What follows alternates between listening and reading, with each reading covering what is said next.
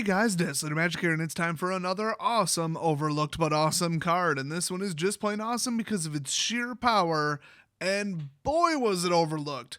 And unfortunately, this might piss you off a little bit depending upon, well, specifically when you're watching this, but it just cycled out.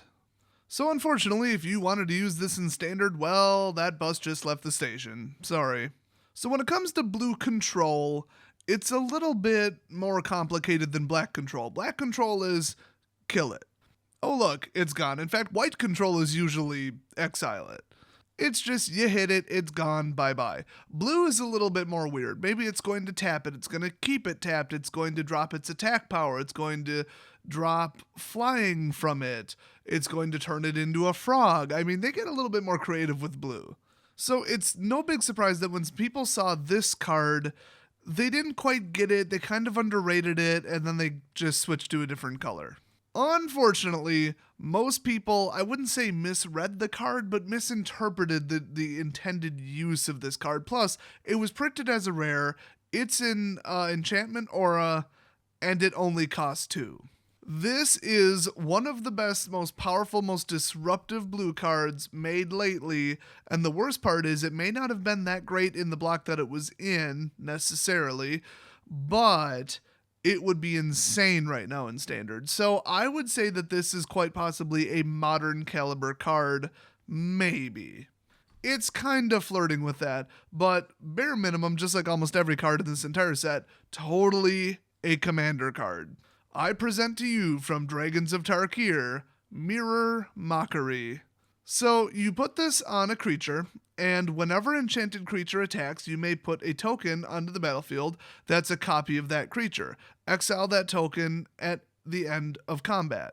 So you're probably thinking, oh, cool, fantastic, I can throw it on my 3/3 flyer, and then I can swing with it. Oh, whoops, no I can't.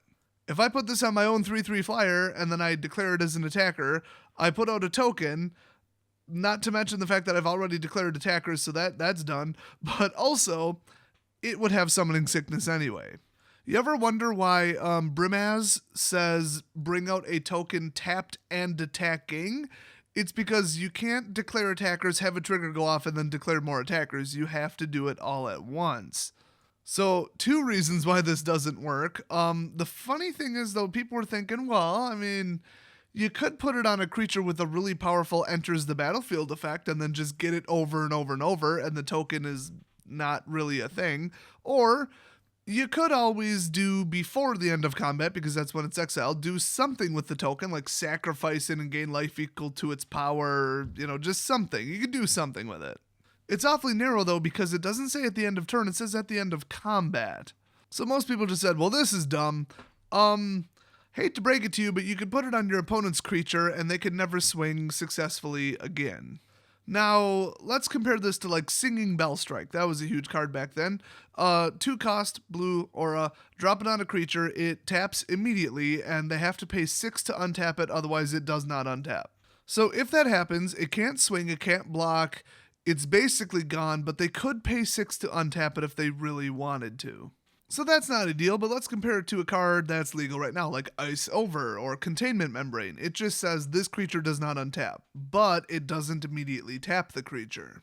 So in that case, unfortunately, they're left with a creature that can attack once, and it can block for the rest of the game, theoretically. That's still pretty darn flexible, unfortunately. So let's say you threw this on one of their 5/5s. Now they can't swing with it at all. They could still block with it. In fact, they probably would, just to try and get it killed. But anytime they swing, you would immediately, on your side of the battlefield, generate a 5/5 token that's identical to it, and then you could block it and kill it. So, kind of a delayed kill spell for 2. It's not that powerful, but here's the thing. If you were to put this on a creature that has a powerful enters the battlefield effect, you would be all set. They would really never be able to swing again. And combine it with the fact that there's a whole bunch of blue effects that force creatures to attack. Now you've got a game-winning combination. So not only did it completely shut down one of their creatures, completely and utterly, but you also just, gave yourself the same benefit they just got, except multiple times, potentially. Let's say you had Bident of Thassa out. Okay, you pay like, I don't know, 2 or whatever it is, and tap it. Now all of their creatures have to attack during that turn.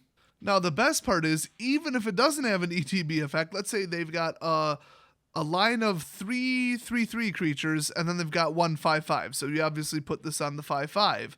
Well, chump block the 5/5 with like a 1/1 token, and then when it attacks and you generate your own 5/5, you block and kill one of their 3/3s. Then do it again, then do it again. Well, now they don't have any creatures left, and you didn't have to really even risk a whole lot on your side necessarily.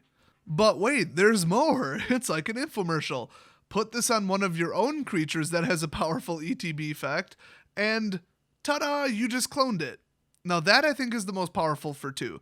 I mean, put this on Master of Waves. Can you even imagine that? Now, would you really want to swing with your Master of Waves? Probably not. You kind of don't want to get that killed. But if you did, boom, drop in a second Master of Waves, and I do believe that his effect would go off. I mean, the only slight catch I can remember is that you wouldn't be able to count the token as devotion because tokens don't have a mana cost. Other than that, you just made all of your elementals +1/+1 and generated a whole boatload more tokens. That would be a powerful combo. Oh my gosh. But wait, there's more. What if instead of an ETB effect, you had a self-sacrifice effect? Oh, now we're talking. If you put this on an artifact creature and then you cast Shrapnel Blast and sacrifice the token in the middle of combat, which I think Shrapnel Blast might be a sorcery, but basically you would blow it up and then deal 5 damage to the opponent. I think there's quite a few self-destruct and deal damage cards actually, plus the card Life's Legacy. Another terrible example because it is also a sorcery and you have to do this in the middle of combat so it wouldn't work, but just as an example, you sacrifice a creature and then draw cards equal to the sacrificed creature's power. I mean, can you imagine that? If you just cloned like a 5/5 that you're swinging with, oh my gosh, 5 cards, hello. You could also, have a vampire out and then he could sacrifice the token, make himself bigger. That's what they tend to do. Or any other kind of on-death triggers, sacrifice and do this, sacrifice, draw a card, that sort of thing. Now, unfortunately, there's one more trick that wouldn't work. Normally, if something says, oh, exile it at the end of combat, or give this creature back to the control of your opponent at the end of the turn or whatever, you could actually flicker it, exile it, then bring it back, and it would now be considered a new permanent, and you don't have to give it back. Well, since it's a token, the second it leaves play, it's vaporized effectively. So unfortunately, you have to stop short of that little trick, but I absolutely love this card overall because it is so flexible, and even if you're intending to clone one of your own powerful ETB effects, you could still use it to pin down and effectively just completely shut down your opponent's most powerful creature. And for 2 mana in blue, that is huge. So definitely consider this card if you're doing any kind of weird, ETB kind of craziness. And yeah, it would probably help you out quite a bit. It does have very specific uses, but when it does them, it is powerful, and there are very few other cards like this. So enjoy playing with that one, and I will see you guys next video.